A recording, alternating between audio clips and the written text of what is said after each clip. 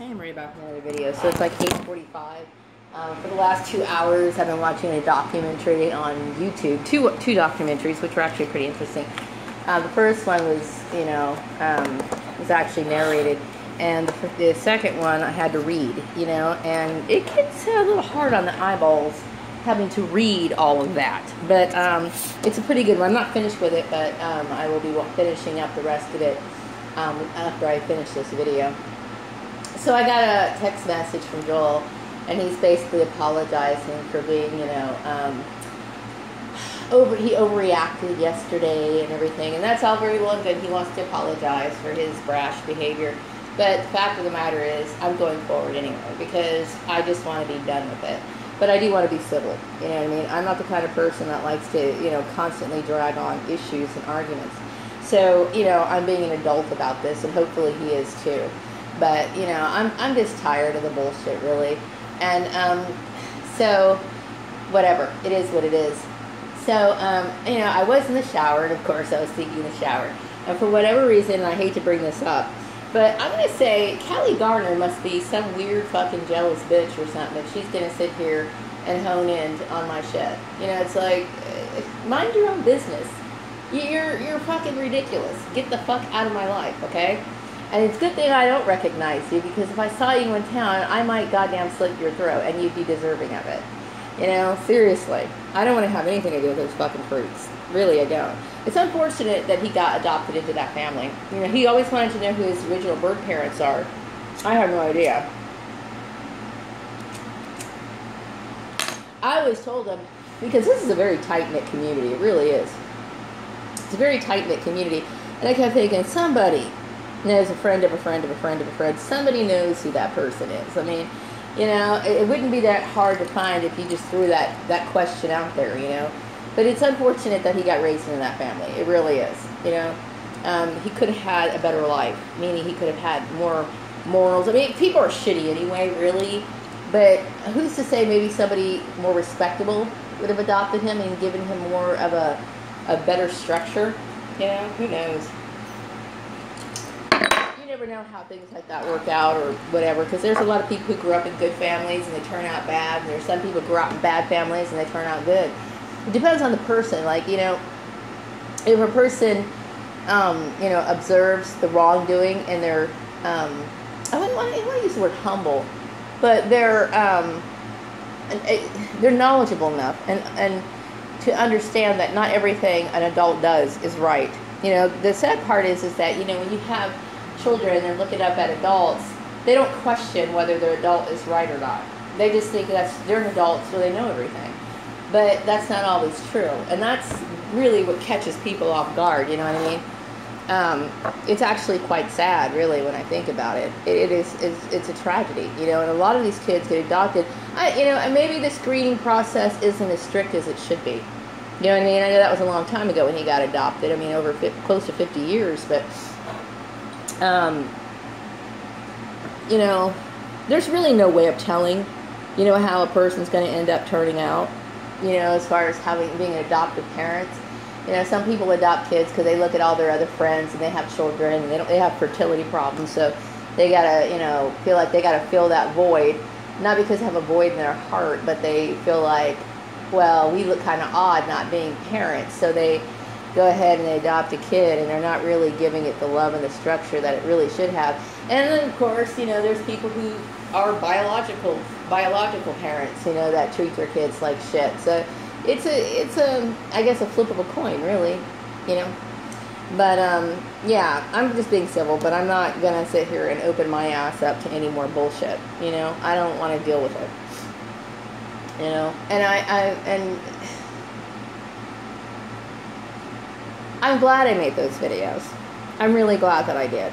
You know what I mean? And I will continue talking shit about them if I feel like I have to. You know what I mean? Because these people need to get the fuck out of my life. They have to. I don't want anything to do with them. Don't want to see them. Don't want to think about them.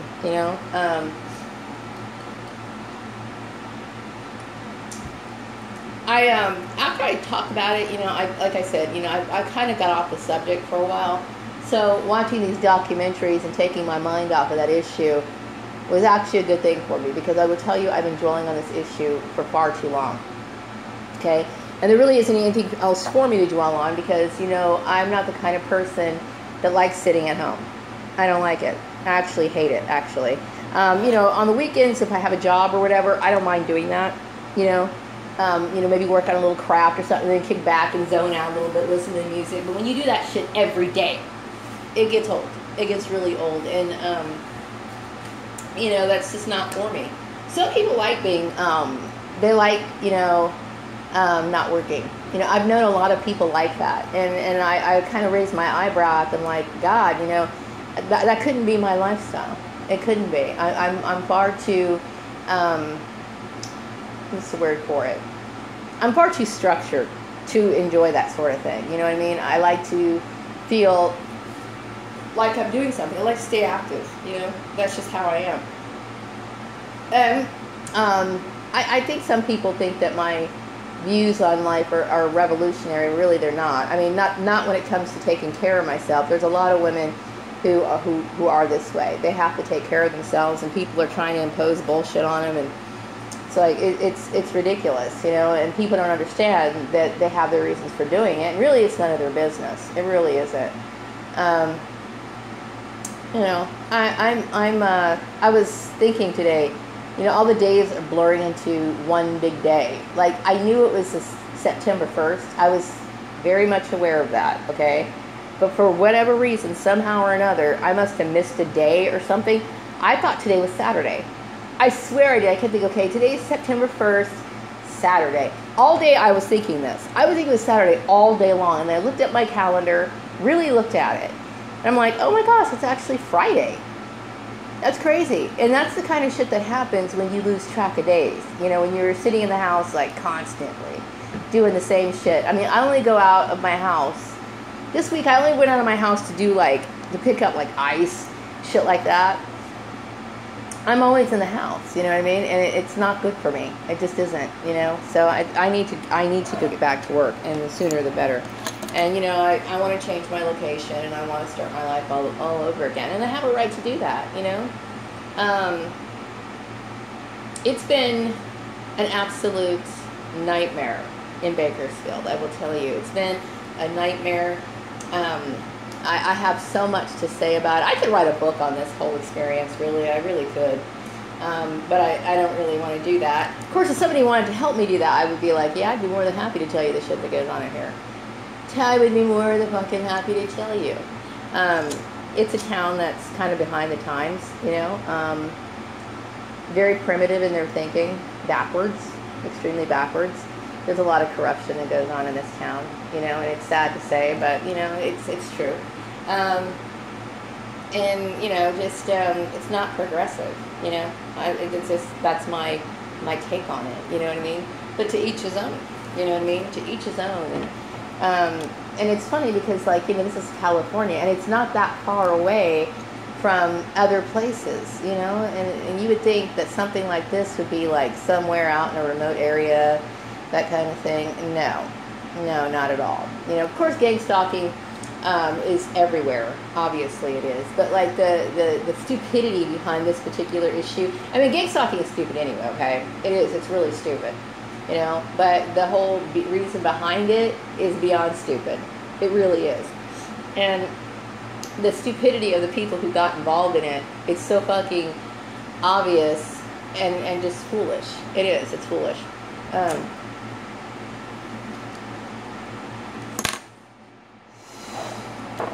I'm glad to not fucking have anything to do with them. Really, I'm not. I mean, I'm really happy about that. I don't want to have anything to do with them. And, you know, some people, they think that they're likable. They think they're likable. For some reason, they can't get it in their head that you find them disgusting. You know what I mean? That's a big ego. I will tell you that right now. It's a big ego when you can't get the hint that somebody hates your fucking guts. You know, I didn't really hate it at first. I just felt like there were people I wanted to avoid. But my hatred started developing for Polly sometime in 2012. I mean, she always got on my nerves a little bit. I just kind of avoided her. But in 2012, I just started, like, hating her. You know, I mean, I really fucking started hating her, and then now I'm just at a point where I fucking, if she died in front of me, I would probably just like laugh or something. Yeah, I'm not into that family. Isn't it funny? I mean, I'm just so open the way I talk, you know, and rightfully so. You know, I feel like why hold it back? You know, why hold that back? What you really feel? You know, I prefer people to be, you know, direct and upfront. And I'm one of those people.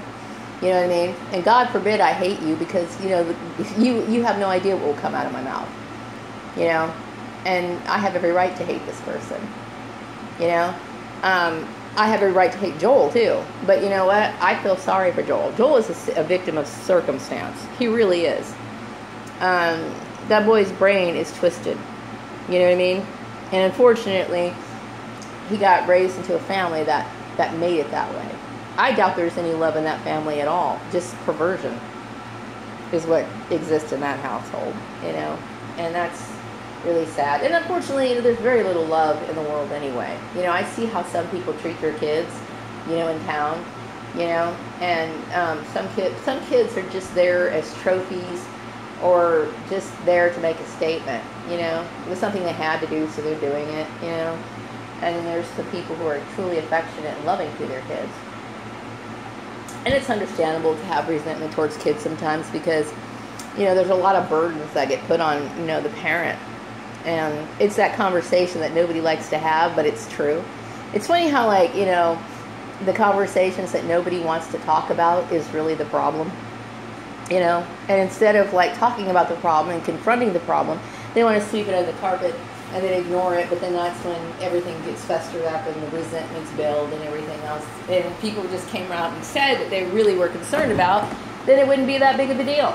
You know, and I'm one of those people. That's why, you know, when I talk about, you know, developing relationships and friendships for myself, it has to be, you got to be strong, really, because I'm the kind of person, I'm going to tell it like it is. You know, that's just how it is. You know, I'm not one of those people that sugarcoat things.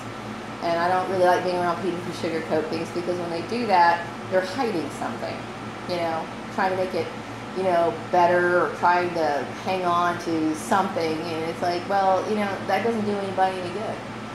You know, certainly doesn't do me any good. You know, but anyway, yeah, I'm going to go back and finish watching my documentaries, which were quite interesting. And hopefully, I don't know what I'll be doing tomorrow. I probably have to run out with some groceries, a few items, and then kind of settle back in the house, you know. But I'm exhausted. This whole thing it was extremely exhausting for me, tiresome, and really unnecessary and pointless. You know what I mean? It's a bunch of people wanting to exert their power and be, you know, feel like they had a justification for their belligerent behavior. You know what I mean? There was no excuse for this bullshit, and there really wasn't. You know? I'm hoping, you know, and maybe I'm being naive, but I'm hoping that people will consider, you know, their behavior and the things that they do before they actually get involved in things. Because you may not realize, I'm sure a lot of people thought, well, this is something, this is right, this is good to do this, but you might be getting yourself into something that's illegal. And this is illegal. You know what I mean? What I've done, I didn't break the law. These people did. Everybody who got involved in it is breaking the law. They're the criminals. You know? The FBI should be investigating everybody who got involved in this. You know? Nobody gives a shit. The FBI could really give a shit about me, because everybody knows. My neighbors can vouch for the fact that I've always just came home, I don't do shit. I don't do shit. You know what I mean? So, but I'm sure Kylie Gardner, she could have an FBI profile. She should. Holly Graham should have an FBI profile. Esther Gooding should have a FBI profile, and so on and so on and so on, because they're criminals. They're participating in a federal and state crime, is what they're doing. You know? Gang stalking is against the law. Blacklisting people, you know, is against the law. You know, manipulating employment, stalking, all of that. Domestic stalking, that shit's against the law. And they're federal and they're state crimes. They're criminals. You know what I mean? Maria is just some woman who goes to work and comes home. You know? It's good to say that. It's good to say that. I could sit here and talk hours about how awesome it is to be fucking clean. You know what I mean? It's a great feeling, it really is. But anyway, enough about my rambling. It's getting late. I want to finish my documentary, and I want to kick back a little bit, and then until I get sleepy. You know, it takes a while for me to fall asleep, and then I'm hopefully going to have some nice dreams tonight. You know what I mean? And why I say that is because I felt like I got a lot off my chest, you know, in the last few days, bitching about all of this, and just kind of clear the air and make myself feel better, because I'm more than done with this bullshit. Wrapping up this video. Have a wonderful evening.